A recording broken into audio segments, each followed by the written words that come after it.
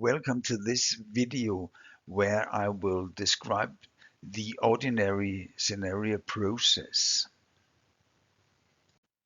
This slide here shows the different phases in the ordinary scenario process. It starts with the creation of the scenario group. Then we have a history phase where the scenario group will hear about the history and they will discuss what they can learn from history. And then there will be a present phase where the scenario group will discuss current trends, priorities, and plans.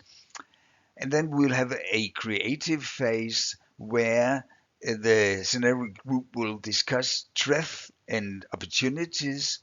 And after that, they will structure these threats and opportunities on the scenario board.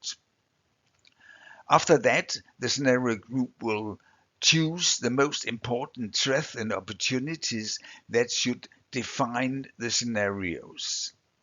And then experts in scenario writing will take over and they will make a storytelling of the future in the different scenarios.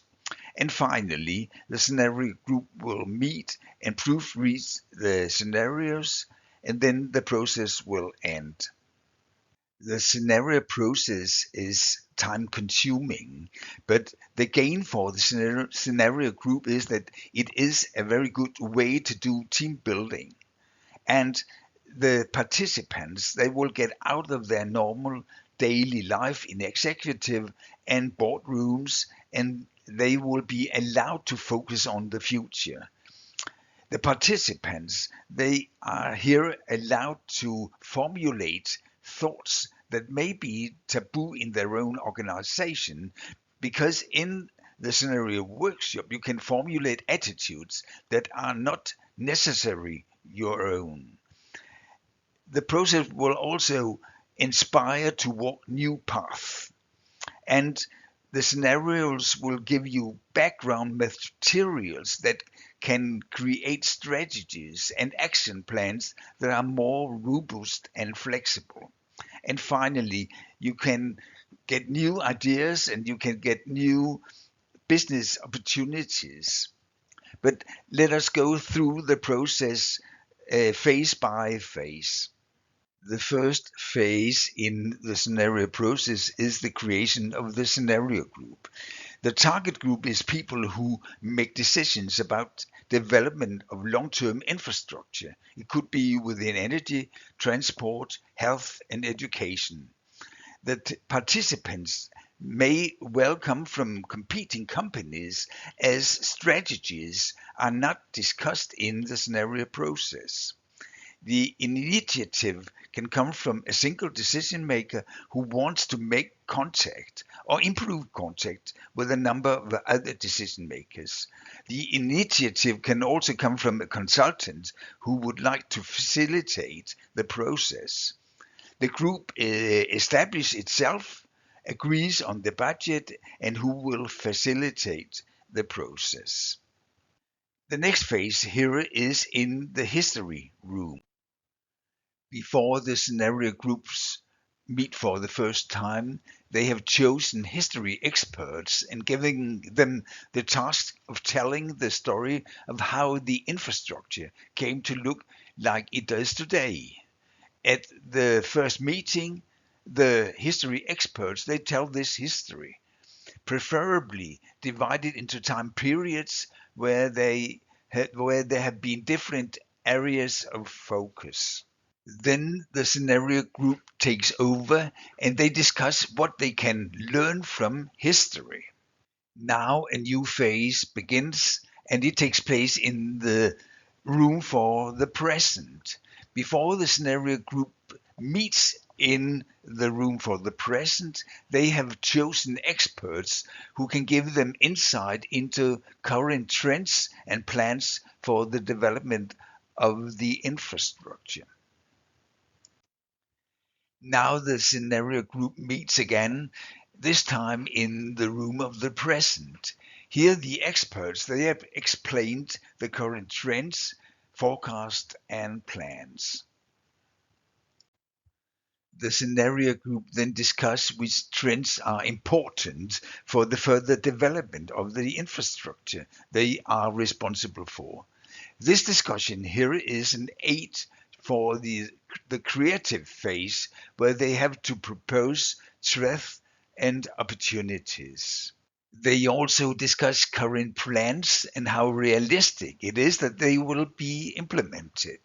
If there is a focus on electricity infrastructure, the plans that ENTSO-E is making are very relevant.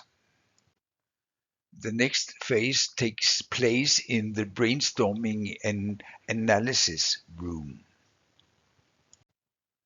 Here the scenario group starts to fill in yellow post-it with threats and opportunities that they think are relevant.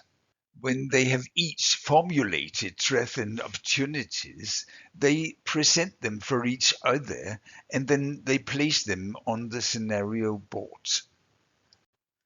Once that is over, they start a process where they collect the similar threats and opportunities into groups and replace the notes in the group with a new post-it with a covering text.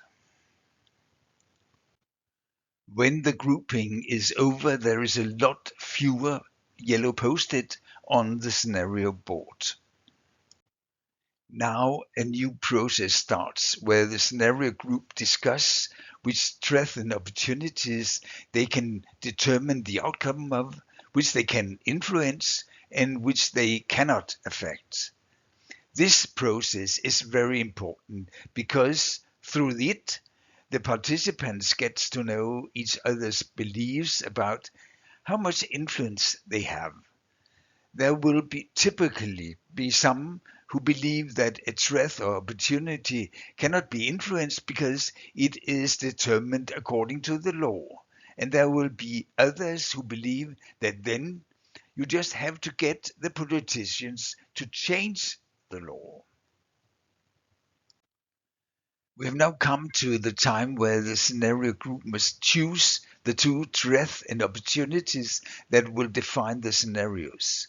According to the scenario technique, it is a requirement that the two choices must be independent of each other. The choice can, for instance, be the uncertainty regarding how much focus there will be on climate and the environment, and the uncertainty as to whether the development is moving towards more internationalization or more nationalism. The Danish TSO Energinet carried out a scenario process in the early 20s where they chose climate and environment as one dimension and internationalization as the other dimension. With this choice, four scenarios were created. In the first quadrant lay a future with increased internationalization and an increased focus on climate and environment. In the second quadrant, there was a future with nationalism and an increased focus on climate and environment. In the third quadrant, there was a future with nationalism and less focus on climate and environment. And in the fourth quadrant, there was a scenario with internationalization and less focus on climate and environment. Once the scenario group has chosen the scenario dimensions and named the four scenarios, they leave the scenario board to experts in storytelling. The experts can either choose to describe the continuation of the story about the framework conditions that have led to the development of the existing infrastructure, so that the scenario group can see the future development of these framework conditions in the four scenarios. Or the experts can choose to move the scenario description to the future so that they describe the future framework conditions as a present 20 years from now. Perhaps the experts can be artificial intelligence. In the case where Energinet developed scenarios in the early 20th, the scenarios were described as living in different cities of the future. In the internationalization scenario, the cities had English names. In the national scenarios, the cities had Danish names. In the scenarios with focus on climate and environment, the cities were green. In the cities without a focus on environment and climate, the colors were blue.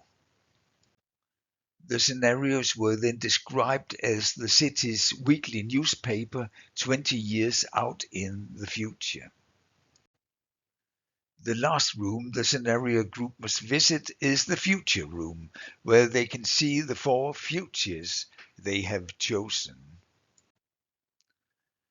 In the future room, they get a clear picture of the framework conditions for the further development of their infrastructure. This is done using text, images, and possibly videos. Before the group goes home to their company, they test using the scenarios. They take some threats and opportunities that they can decide themselves and analyze how the strategic choices performs in the various scenarios.